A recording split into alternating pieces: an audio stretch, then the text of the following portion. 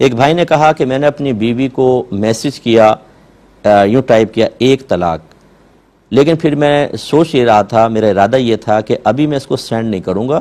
بعد میں سینڈ کروں گا، جب بعد میں سینڈ کروں گا تو میں اس کو طلاق دوں گا یا طلاق کا ارادہ کروں گا، تو کیا یہ میرے لکھتے ہی طلاق واقع ہوئی یا نہیں ہوئی؟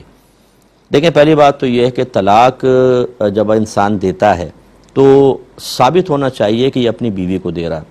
تو یا تو وہ اپنی بیوی کو اشارہ کر کے کہے کہ تجھے طلاق، یا نام جیسے شاہدہ ہے تو شاہدہ کو طلاق، یا تجھے طلاق یوں کہہ کر وہ کرے، یا میری بیوی کو طلاق، اس طرح الفاظ ہونے چاہیے۔ اور اگر ان میں سے کچھ بھی نہ ہو، جیسے یہاں کہ صرف 1 طلاق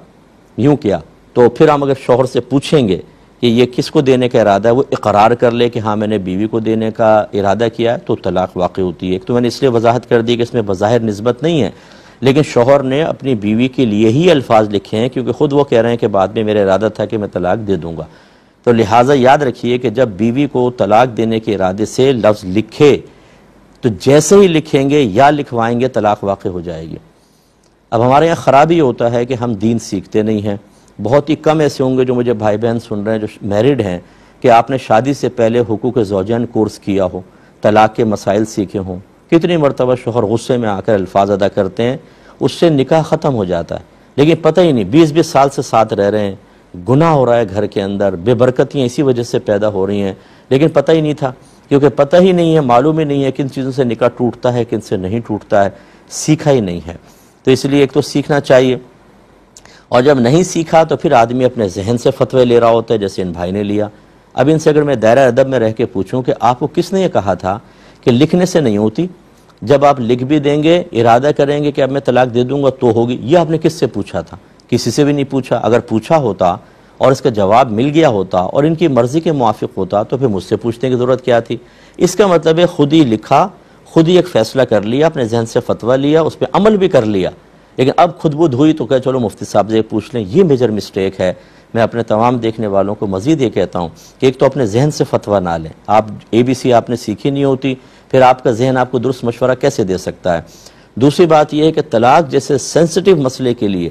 ہمارا کلپ بھی آپ سنیں نا، اس سے بھی نتیجہ نہ نکالیں جب تک کہ تصدیق نہ کر لیں، کیونکہ ہو سکتا ہے کہ ہم اگر کوئی بات سمجھا رہے ہیں وہ کسی اور مسئلے کے تحت ہو، آپ اسے اپنا مسئلہ سمجھ کر اس سے نتیجہ نکالیں، کیونکہ ذرا سی نوعیت بدلتی ہے، حکم بدل جاتا ہے، تو بھی آپ مسٹیک کریں گے۔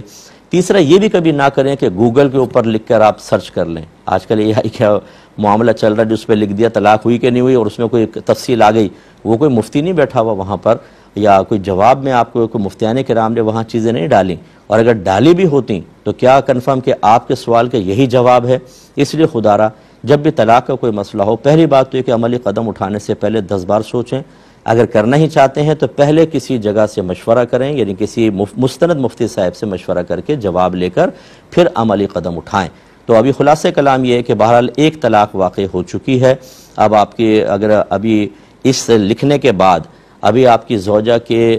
فرض کر لیں، پہلے تو یوں کر لیں کہ آپ نے طلاق لکھی ہے، طلاق ہو گئی، اگر اس سے پہلے 2 دی تھیں تو یہ تو ٹوٹل 3 ہو گئی، اب حلالہ کے بغیر کچھ نہیں ہو سکتا، اور اگر پہلے 1 دی تھی تو یہ 2 ہو جائیں گی، یا 1 بھی نہیں دی تھی تو پہلی ہوگی۔ تو اب یہ تفصیل ہوگی اگر آپ کی زوجہ مطلب حاملہ ہیں یا پھر ان کو حیض آتا ہے تو ان کے حمل ختم ہونے سے پہلے، اور اگر حیض والی ہیں تو 3 حیض سے پہلے اگر آپ یوں کہہ دیں کہ میں اپنی زوجہ سے رجوع کرتا ہوں تو یہ رجوع ہو جائے گا، اور بغیر نکاح کے آپ ساتھ رہ سکتے ہیں، یعنی نکاح ٹوٹتا نہیں ہے، اس کو طلاق رجعی کہتے ہیں، اس پہ نکاح نہیں ٹوٹتا جب تک عدت جاری ہے۔ لیکن یہ طلاق ہو گئی، اب آپ 2 طلاقوں کے مالک ہیں، اور اگر پہلے 1 دی تھی، یہ مل کے 2 ہو گئیں تو اب 1 ہی طلاق کے مالک ہیں۔ اور اگر فرض کر لیں کہ یہ آپ نے جو سوال کیا ہے اس کے بعد 3 حیض گزر گئے، یا اگر آپ کی زوجہ حاملہ تھیں تو بچہ پیدا ہو گیا تو عدت گزر گئی، اب اگر آپ بیوی سے دوبارہ رجوع کرنا چاہتے ہیں تو جدید نکاح کرنا پڑے گا اور نیا مہر مقرر ہوگا، ورنہ آپ رجوع نہیں کر سکتے۔ امید ہے کہ آپ بات سمجھ گئے ہوں گے۔ مختصر